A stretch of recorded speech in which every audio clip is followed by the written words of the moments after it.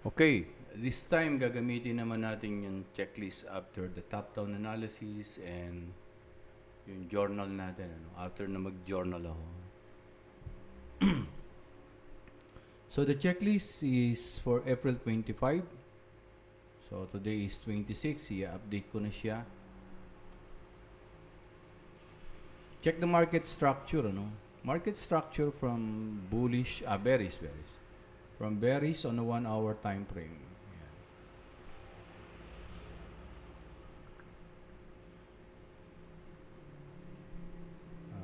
Nagkaroon siya ng trend line. Nilagyan natin ng trend line.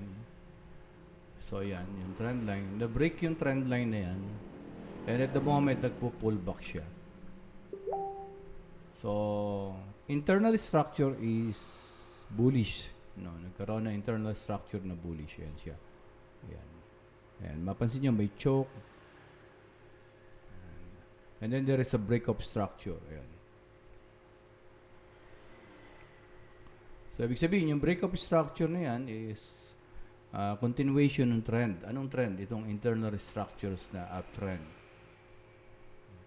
Price is in pullback after it hit the bearish order block, bearish order block at 1 hour time frame. So 1 hour kasi ko nilagay yan. Price might go down on the lower time frame to hit the bullish fair value gap. Ayun yung bullish fair value gap. And the bullish order block on 15 minutes time frame. Ayun yung bullish order block. So, the moment na mamitigate yung order block or fair value gap, pwedeng mag-bounce yan pataas. Una-una, nagpo-pull back lang siya. Diba? Nagpo-pull back. But nothing is certain. Kaya nga, pagdating dito, we're going to check for the candlestick formation. Liquidity taken, yes.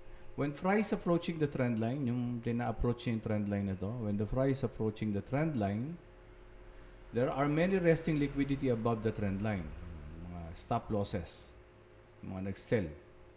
Liquidity sweep and all stop loss with significant volume. So, yun. Na liquidity sweep sila lahat with significant volume. Ito. But the next swing high, ito yung next swing high, nag-react doon. Ito ngayon yung pullback as per checklist number 1. So, structure shift. No? Tanggalin ko muna tong okay, structure shift, may boss ba? Yes, ayun yung boss. And then, ito ba ay bababa? Ayun yung choke. So, possible bababa siya. Ito. This is the breakup structure, continuation of this internal structure uptrend. And then, there is a breakup structure, internal choke structure pala. Choke. Possible na magpo-pull back siya here sa order block or in the fair value gap. We're going to wait for the price dito sa area na to. There's a bullish breakup structure at 15 minutes. So, direction, there is a bullish breakup structure at 15 minutes. Ayun nga siya, After the breakout from the trend line and equilibrium, ayun yung trend line, and then the equilibrium, nag-breakout din talaga siya. And then price pull back, ayan. So I need to wait for the price at the bullish order block, somewhere here, or a bullish fair value gap. So yun yung plano. So marami nagsasabi, dapat daw wala kang emotion during your trade, Pero tanong, paano mo magagawa yun? So, paano natin magagawa na maiiwasan tayo magte-trade based on our emotions? So, we need to learn how to use the checklist. Hindi lang how to use the checklist. We need to learn how to use the checklist properly. Yan. So that if the checklist, hindi niya kino-confirm yung nasa checklist, so we can decide not to trade or to trade. Displacement. Strong impulse candles after the breakup structure. Ayun, meron siya, And weak sideways. Ito ngayon, nagsa-sideways siya. Yes, there is a strong displacement. Kaya lang, bumalik na siya after the bullish breakout and equilibrium. Meron siya. Kaya, talagang ito, possible ito na magtutuloy Because this confirm, this confirm na magkukuhan siya. And mapapansin nyo, even the volume, no? Ayan, nag-dry yung volume. It's a sign na yung pagbaba niya is hindi masyadong supported by institutional traders. Kaya we need to wait for the price somewhere here.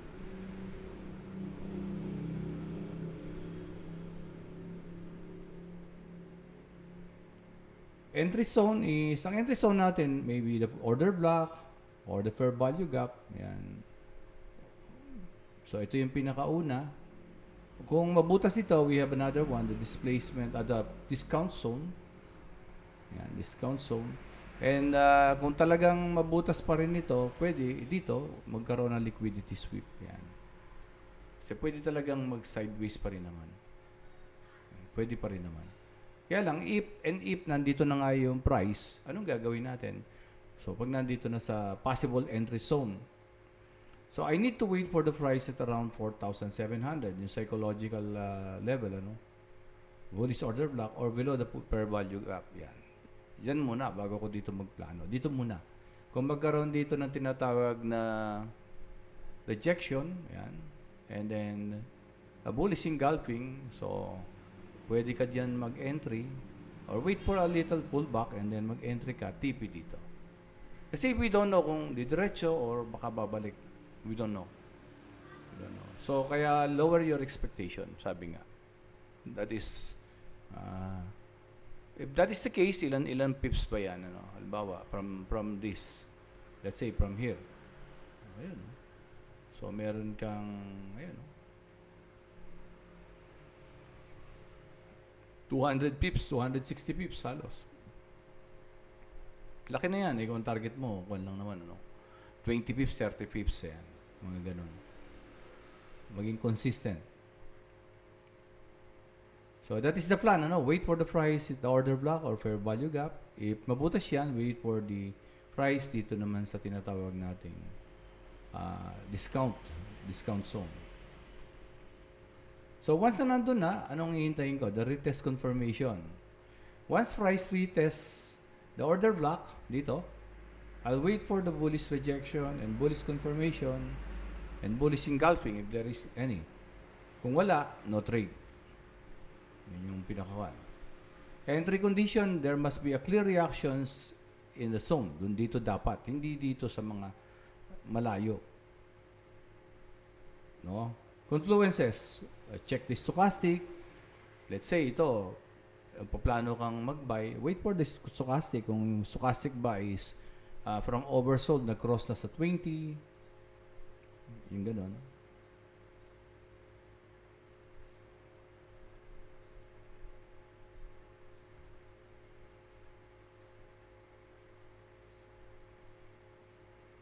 So, yung stochastic ba, let's say, magbabay na, nandito na, no? Meron na yung engulfing.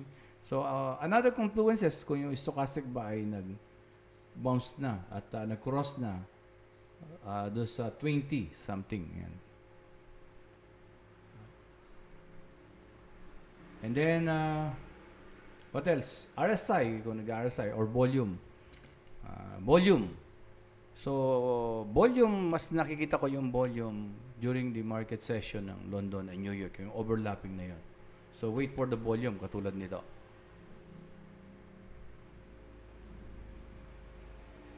Ito, nung nagpakita to, ayun yung volume. Sign na tutuloy siya. Ayan, tumuloy naman siya. Same thing dito, ayan. So, tutuloy siya. But lower your expectation kasi lagi naman. Parang ito, bumalik. Ito, bumalik din. Diba? Ito, diba? Ayan, yung volume. Ayan, volume. Tumaas. Pero, hindi pwedeng to the moon lagi. There's always a time na babalik siya. So, that is the confluences, ano? Ano pa? Trend line, ayan. So, ayun, yung trend line, no? Na-break yung trend line. Nasa trend line, ayan.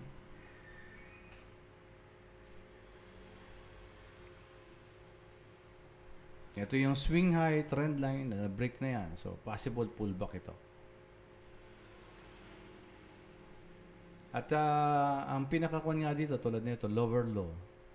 Actually, low din ito eh. Medyo mababa, pero halos hindi na lumayo dito. Ito, ganun din.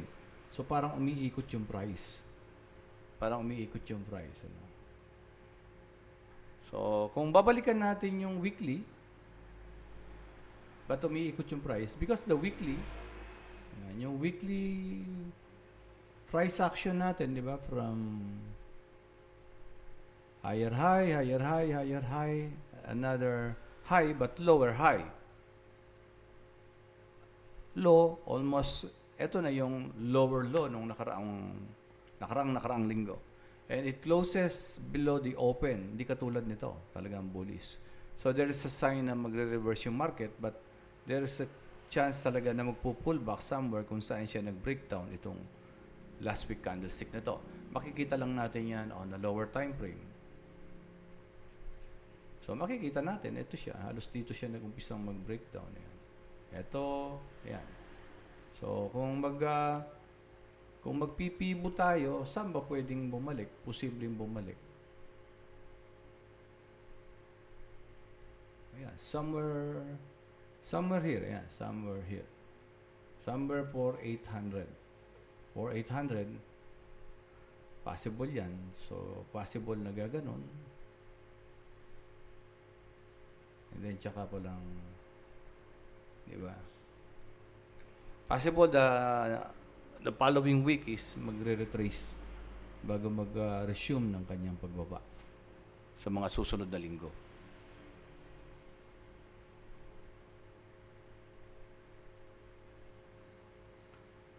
So look for the previous support and resistance on a 1-hour time frame kasi yun yung mga pwede niyang maging TP.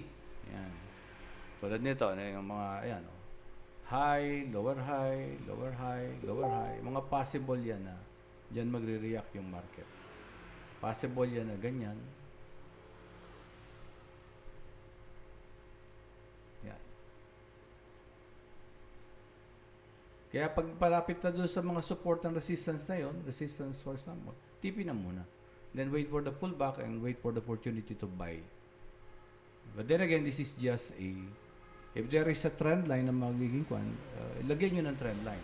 Pag nabutas yung trend line, wait for the pullback kung babagsak uli or didiretso. Lagi naman ganon. So sa ngayon, we cannot, hindi natin mailagay yung entry price, stop loss kasi hintayin nga natin yung price 15 minutes dito. Dito. Hintayin natin dito. So kaya hindi ko pa mailalagay ngayon yung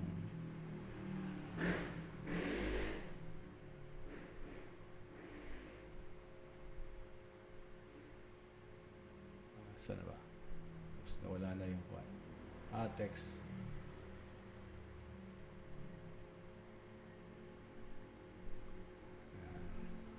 So ayun siya. Hindi ko pa malalagay yung tinatawag na entry price, wala pa. Kasi, yun nga, hihintayin sa 15 minutes. Yan. Hintayin yung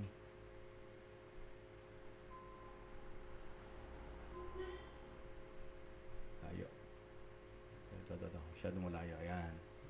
Hihintayin yung price na sa 15 minutes, hihintayin yung price.